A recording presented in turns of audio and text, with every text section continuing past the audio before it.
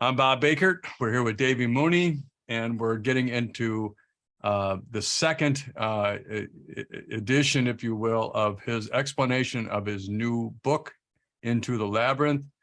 And what we were just talking about, we just started with the chapter 1, which was talking about the cage system.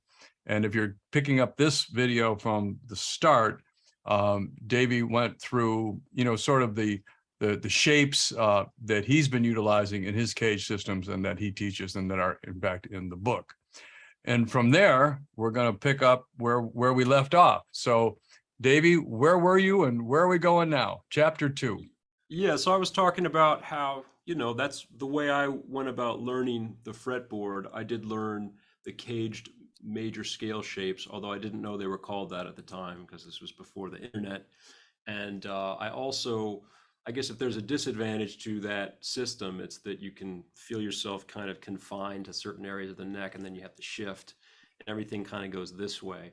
But I also learned ascending arpeggio shapes that I would use to link the scale shapes together so I could play in a more diagonal way across the neck.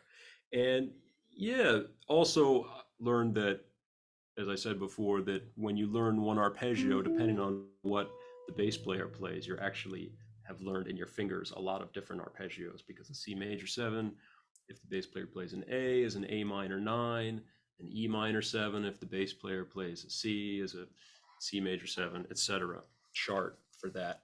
And so basically, I could, at that point, what we would do with Hank Mackey is I would take jazz standards like, say, Lady Bird, something like that, Ted Dameron tunes, and we would mark off, the key areas of the song for improvising.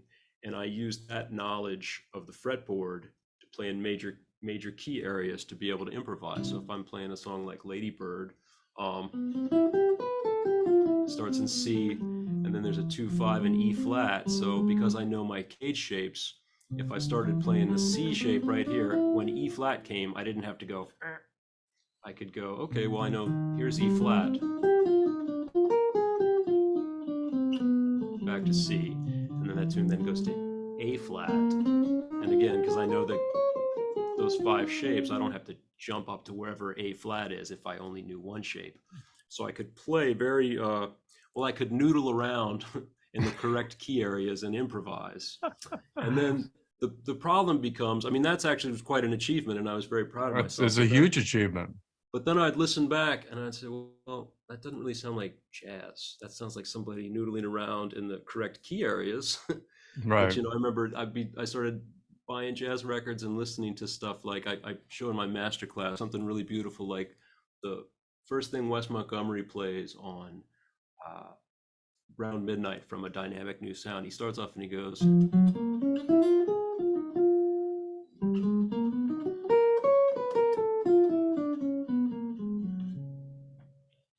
I put that on. I was like, what is that? And part of me was like, well, it sounds like arpeggios and it sounds like there's a scale in there, but that's not what I sound like when I could probably play in the right key areas of whatever song.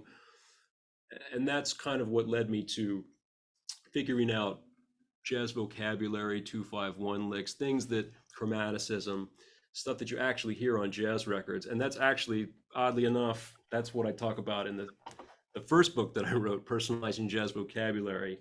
So I kind of like, this is like the prequel to this in certain ways. But so I would start incorporating little fragments of jazz vocabulary that Hank would show me into the noodling, which was pretty good. Like I said, I memorized my shapes and I could play, if I had to play Lady Bird up here, I could play C major and then, okay, here's E flat, C, here's A flat, and then eventually you go to G. I could do that, and then in the midst of that, I might sneak in something like something that sounded like a jazz record,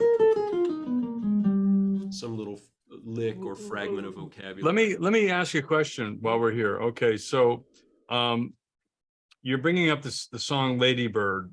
Would you recommend that if someone was new to this, would you recommend them that they get that song, listen to a couple of versions of that song, get the chart, and start trying to figure out what's going on with Ladybird to apply this new knowledge, if you will? Is that a good one, or is there a different song that you would? I What think song would? that is a good one. And I don't actually, I've been using it for talking about the book. It's not actually in the book. I use some other progressions in the book, but I think Ladybird is good because you have modulations, but you Mm-hmm. also have like time. They don't hit you too fast. Like you get a couple Right. bars in each, like you get 2 bars in C, 2 bars in E flat, 2 bars in C, 4 bars in A flat, I believe, 2 bars in G. But there's also like a kind of cool turnaround at the end that's a little, it gives you enough to get in trouble, but also it's fun and it's short. It's a 16-bar tune. I think it's a really good one. What songs are in the book? What are the couple of songs that are in the Well, book? in the book, the progressions are based on. I don't want to say it's exactly the I songs, know, but I know. You got copyright issues. as we get into the book, the meat of the book is actually there are 5 chapters. What we've been talking about is kind of the introduction.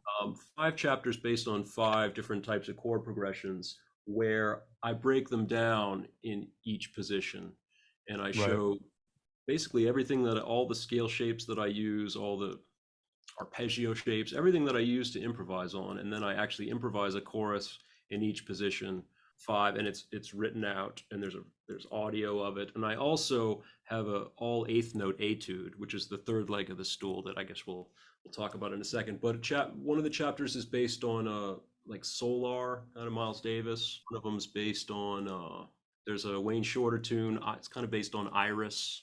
One that's based on Countdown. There's one that's based on If You Never Come to Me. So these are all songs, by the way, for people that are getting into that. These are all songs that you will hear called on jam session stages.